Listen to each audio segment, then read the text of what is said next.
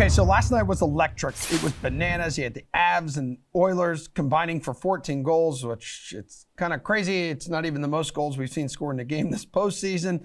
The second most goals, though, in an NHL Conference Finals game. So RotoWire's AJ Scholz and Paul Bruno are here. Good morning, gentlemen.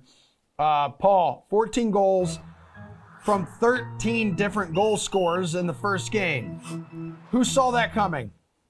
Well, AJ and I did. We talked about it not only on your show, but we talked about it at length on our podcast yesterday, alluding to the fact that we don't see any way that either team's defenses are committed enough to restrict the scoring exploits of the top six skaters up front and a couple of defensemen on each club. So not at all surprised. The goaltending was subpar. I thought we'd see all four goalies in this series. I just didn't expect them all to show up in the first game. AJ, I was going to ask you if you were brave enough to take the under 7 goals at plus money in game 2 tomorrow night, but that has changed already on the DK Sportsbook within the past hour here. So under 7.5 now, minus 125. Over 7.5 is where you can get the plus money.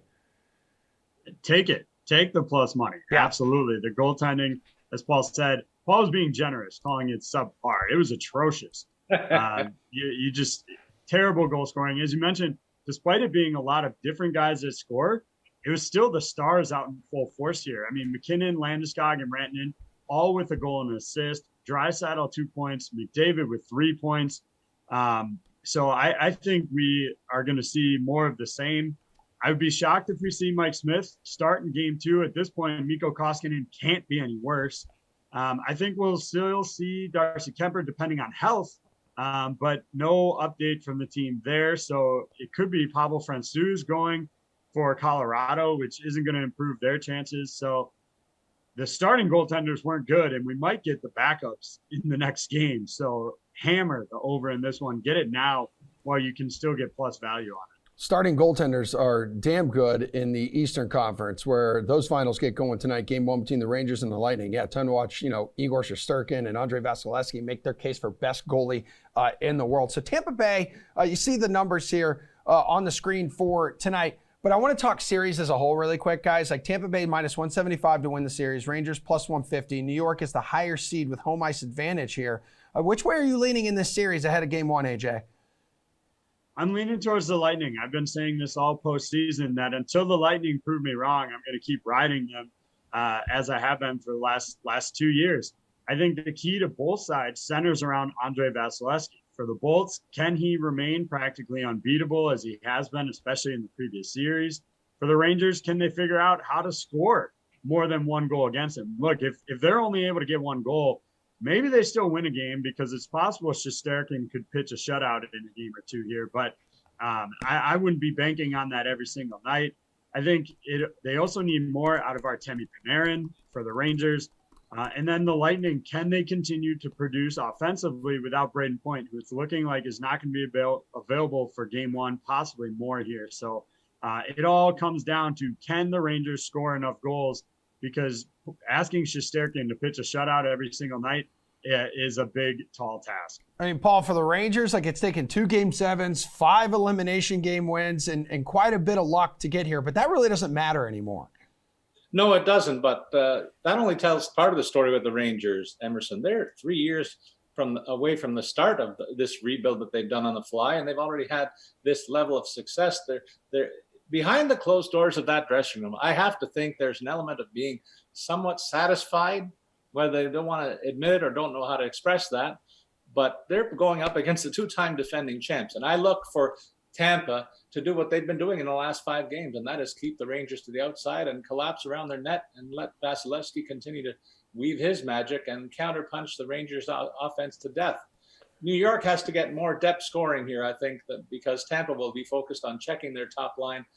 And with Hedman seeing them, that group all night long, that's going to be a tough nut to crack. So I think the challenge for the Rangers is to see if they can get more scoring than beyond their top 3 guys on offense. All right, Paul, let's talk a little Draftking showdown for Wednesday night in New York. Who is your captain going to be here? So 1.5 times the salary, but you get 1.5 times the point return. Yeah, you have to go. I think you got to go to the top of the ladder and look at Vasilevsky. There's a reason why he's priced at the top of the list. And I know it's going to cost you, but if you miss out, you may find yourself with an insurmountable deficit against a lot of people who will take the plunge. I think his ownership's going to be high, and I would be on that because it's almost a sure thing that he's going to do what he does, and the pivoting away from him will only eliminate you from competition in a lot of tonight's contests. I really believe that. Okay, AJ, do you agree with that? I was going to agree with it until Paul said that he was pretty much a sure thing. I think he just jinxed it. But yeah, in general, yeah, I think Vasilevsky as your captain is the play here. Now, if you're on the Rangers, if you don't agree with Paul and I that the Lightning are probably going to take game one and you're on the Rangers, then I think you go with Shesterkin. I mean, I think the goaltenders are going to be the focal point here. So for everybody out there building their lineups, decide which team you think is going to win and go with that goaltender as your captain. For me, it's Vasilevsky. Well, AJ, over on the DK Sportsbook, who is a goal scorer bet you like tonight? You got one? Yeah, I'm going to go a little bit off the board here, but it's actually Tampa Bay for their leading goal scorer is Ross Colton. Pretty, not well-known name here, but he's tied with Corey Perry for the most goals on their team, and you can get him at plus 380 to score a goal on the DK Sportsbook. Again, if you're more on the Rangers tonight, because I don't anticipate there'll be a lot of goals, I would just stick with the big guns on that side. You can get either Chris Kreider or Mika Zibanejad at plus 150 to score a goal, but I like the long shot Colton given that plus 380 value. Okay, Paul, what do you think?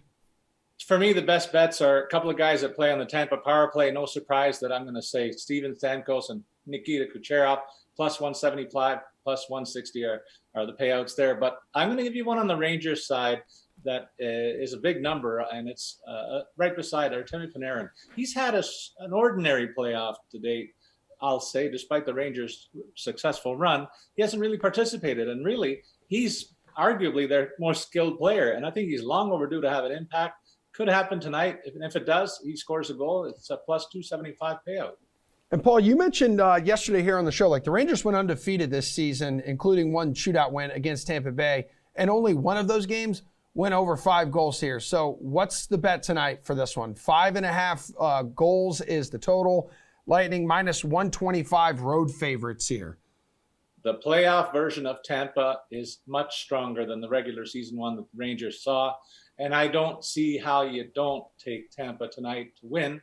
I think you pair that with going under the total goal line. We've been hammering that theme all day today and maybe even yesterday too in anticipation. I think the home team will find this stage a little intimidating, and the defending champs are going to serve them up a pretty good lesson in the opener, I think. All right, and AJ, one bet that was placed overnight. We have a customer that placed $175,000 on the Lightning to win their series against the Rangers and end up making it to the Stanley Cup here at minus 175, which would win the customer around $100,000, like if they actually do that. So does it start tonight with a win?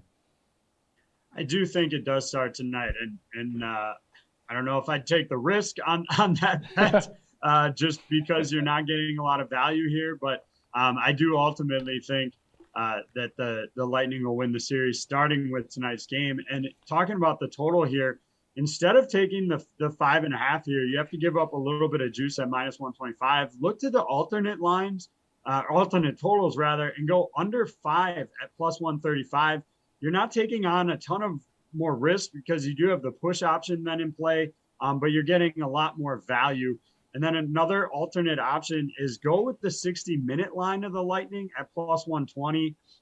It is a game that does project to go to overtime, but the fact that you can get some value on the Lightning, taking on that risk that it goes into OT, I think is worth it, plus 120 there.